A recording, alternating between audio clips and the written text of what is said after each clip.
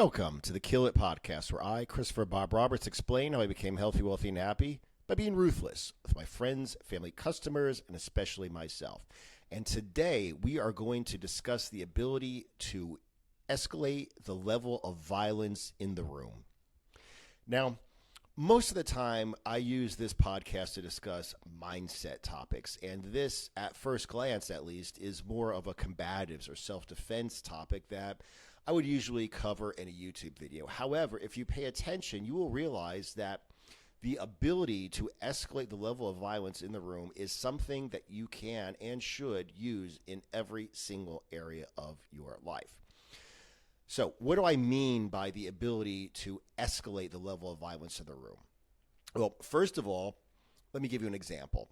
Someone asked me a hypothetical question recently. He's like, someone with an athletic build, like you, kind of like a Stallone build, a bunch of professional football players, and just some tattooed biker gang member are in a bar. Like, who's the most dangerous person in the room?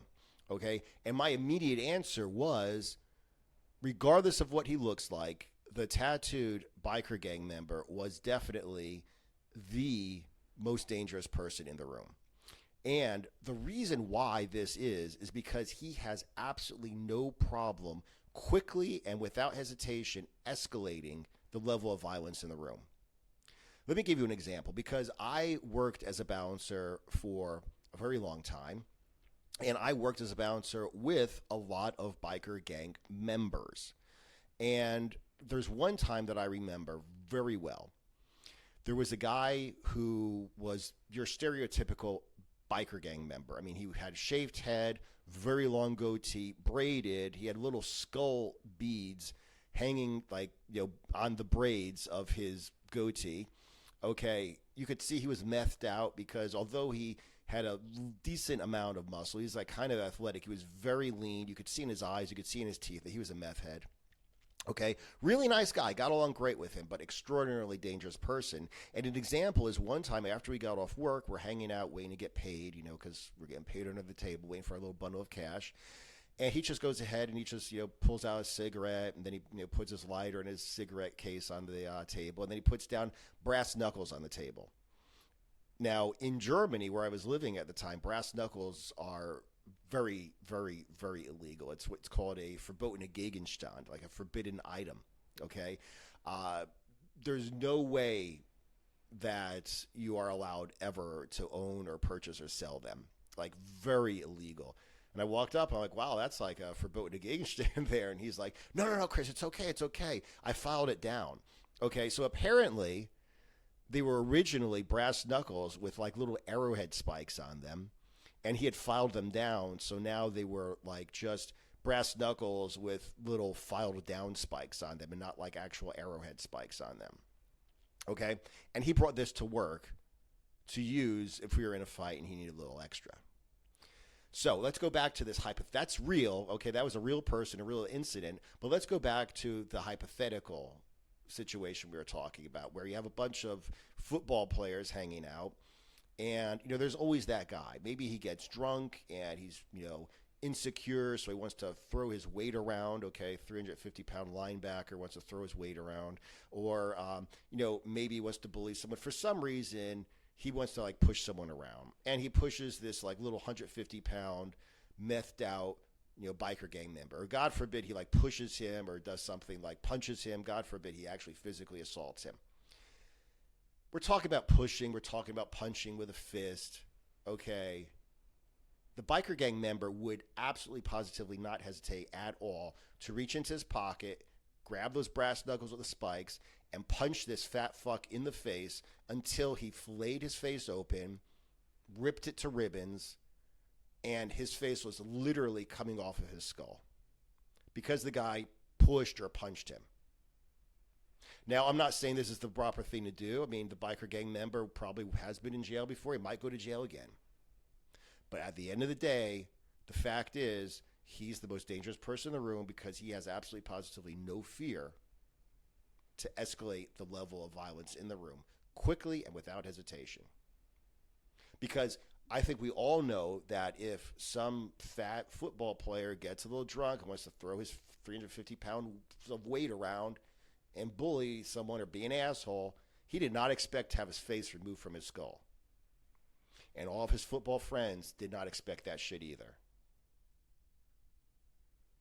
And you can imagine what the room would be like if that happened. Because he quickly, without hesitation, escalated the level of violence in the room. Now, let me give you another example, okay, that comes from my personal life. I was working as a bouncer, and there was a very large individual, okay? He was like the black version of one of those corn-fed, Midwestern boys who don't lift weights, but they're just like big and buff. He's one of those guys.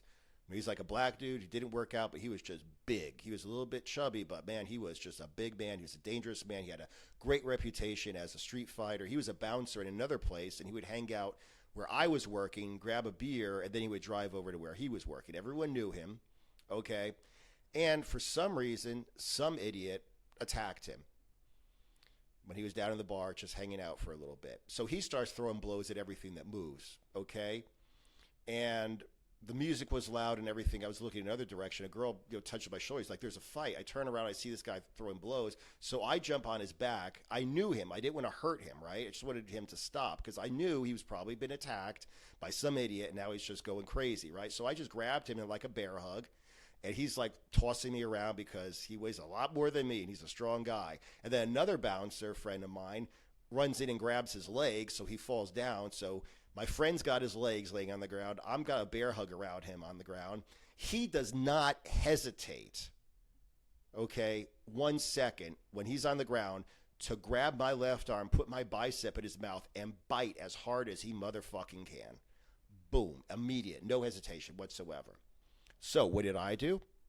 Immediately, without hesitation, I reached forward, put my fingers under his eyebrows, and I started pulling his head back by forcing my fingers between his eyeballs and his eye sockets. And when his head got back to a certain point, his mouth was open, I was able to get my arm out.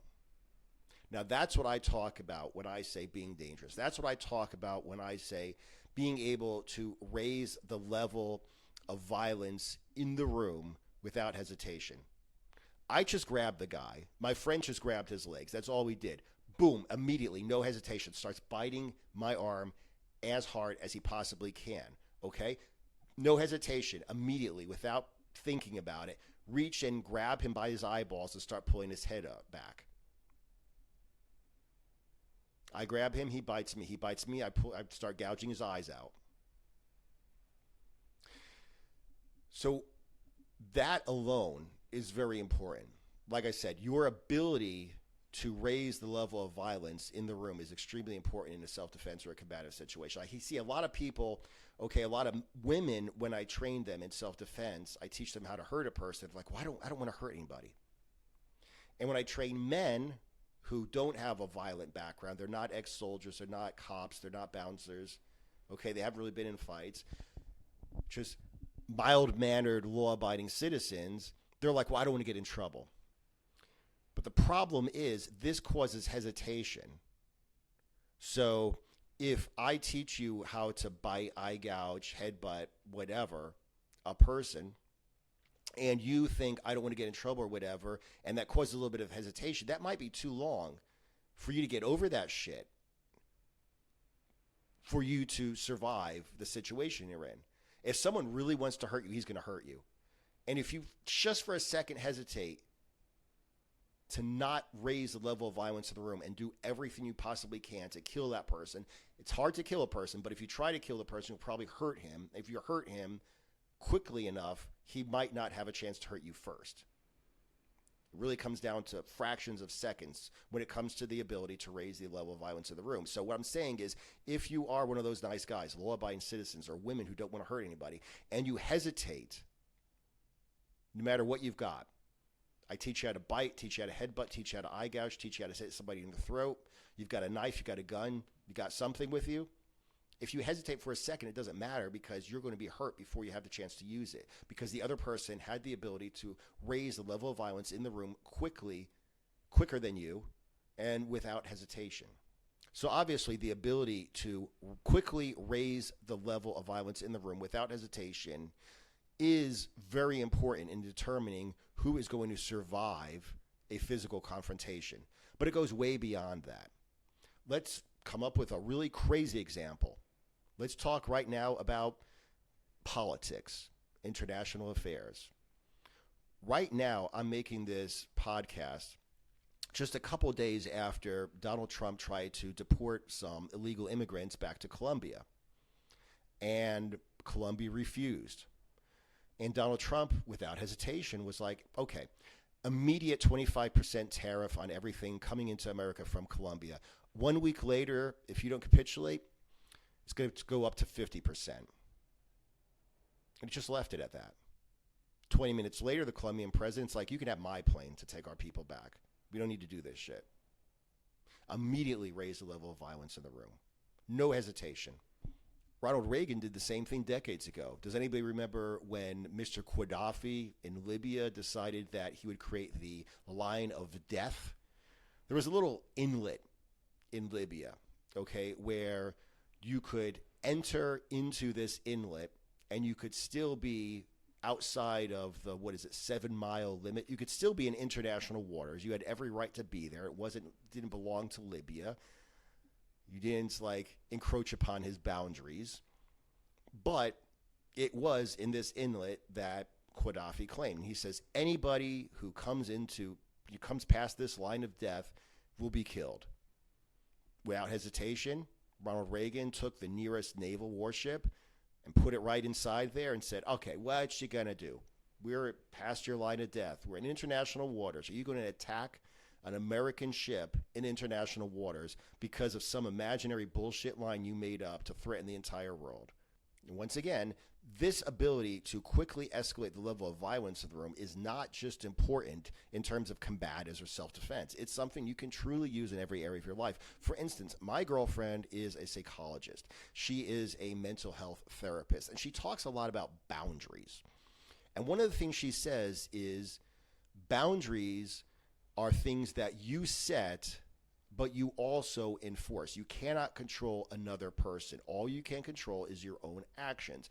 In other words, if a woman sets a boundary saying to her husband, if you drink again, I'm going to leave, she cannot control her husband. All she can do is she can set the boundary, if you drink again, I'm going to leave. If a guy says to his wife or his girlfriend, if you do drugs again, I'm going to leave you. You cannot control the other person. All you can do is set the boundary and be prepared to raise the level of violence in the room. So if the wife says, hey, you drink again, and I'm taking the kids and I'm leaving, I'm getting a divorce, and he drinks again, you couldn't control what he did, but you control what you do. He drinks, you grab the kids, you leave. You said, I told you I was going to do this. There is no trial separation. There is no therapy, no second chances. I said, you drink again. I'm taking the kids. I'm leaving. I'm at my mom's. My kids are at my mom's. There's a restraining order against you. We'll see each other in divorce court, period, end of story. The same thing with the guy. Hey, tells his wife, hey, his girlfriend, whatever, if you do drugs again, I'm leaving. She does drugs, she comes home, and he's gone. I told you, if you do drugs again, I'm leaving. You cannot control another person, but you can control what you do. So basically, what this means is your ability to not bluff in a tight situation is one of the most important things that you can have, whether it's, like I said, whether it's in a violent situation, whether it's in an impersonal situation, whether it's in a business situation, okay? If you go and you tell your boss, hey, listen, I don't think that I'm really being appreciated for the amount of work I'm doing here, and I need more money or I'm going to leave, and he says, okay, fine, then leave, you need to be able to leave. You need to be able to quickly raise the level of violence in the room. You cannot just capitulate. And the fact of the matter is, after a while, and I learned this certainly as a bouncer in real life, once you get this reputation for being the kind of person who, without hesitation, quickly raises the level of violence in the room, people will not fuck with you. People were afraid of me back when I was a bouncer because they knew back then I was skinny fat. I was not in great shape, but they knew that I would not hesitate to raise the level of violence in the room. It got to the point where when I was working in a GI bar, a GI discotheque, I would just look in one direction and immediately someone would come up to me and say, hey, is everything okay? What's going on over here? It's like, I know everybody off in that corner of the room. I'm telling you, if there's a problem, you let me know. I will get in there and I will get that guy out. There won't be any problems. You just let me know who has to leave. He'll be gone before you know it. Because they knew that I would not hesitate to raise the level of violence in the room. And like I said, it's the same thing in business. Everybody knows that guy's a tough negotiator. That guy does not fuck around. So like I said, at the end of the day, your ability to quickly raise the level of violence in the room is what is going to allow you to survive, not just in a violent physical situation, but also in life, number one. And number two, the more often you do this, the more often you raise the level of violence in the room, regardless of what area it is, if it's business, interpersonal, friendship, or a violent situation, you will get the reputation of someone not to fuck with, someone who will not hesitate to raise the level of violence in the room. And therefore, you will get the reputation as a person who, when you say something, people will take you extremely seriously, and you will have to deal with a whole lot less bullshit. So make sure you go to ChristopherBobRoberts.com, where you'll find links to every platform on which the Kill It Podcast can be found, as well as links to all my social media accounts, all my digital courses, and an application for my one-on-one coaching. Don't forget to subscribe to the Kill It Podcast wherever you prefer to listen to podcasts, and also check out the Brotherhood of Beasts, my group coaching program on brotherhoodofbeasts.com. Aside from that, thanks for listening. I'll talk to you guys again in the next episode.